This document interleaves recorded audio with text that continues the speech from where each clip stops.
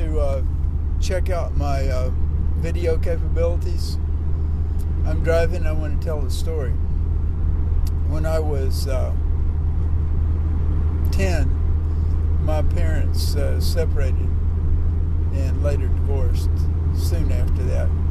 But we went down to Decatur. We moved from Sand Mountain down to Decatur to live with my grandmother, Lillian Self, in Decatur, Alabama. And I was in the middle of the 5th grade. It happened over Christmas vacation. And so I entered the second half of the 5th grade down there.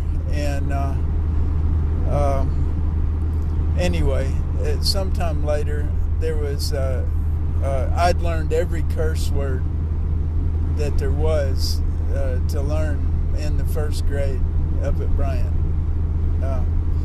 All those kids had older siblings that knew every curse word. But there was one that I had never heard before, and a little boy on the playground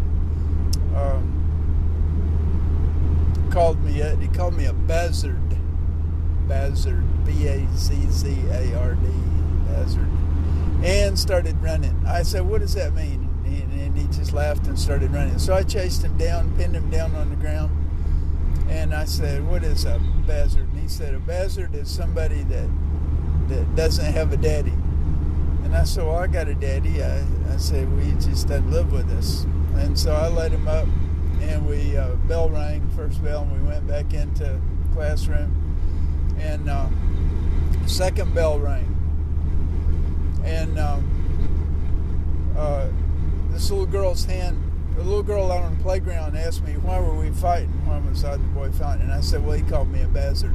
So anyway, the second bell rings, and this little girl's hand goes up, and the teacher says yes, and she's announced, "Stan McGee said a bad word on the playground." And this scowl came over my 5th grade teacher's face, a dark cloud. And she said, "Come up here and whisper to me what he said." So the little girl goes up and whispers in the teacher's ear, and it got worse. Man, you could just see it. There was almost like hatred that came across her face. And she ordered me back into this back room where they kept art supplies and supplies, had a table back there. And she took me back there with no discussion, no questions. Had me bend over that table, and she wore me out with a paddle. And on top of my experiences with my dad and the beltings after church every Sunday, those things had a big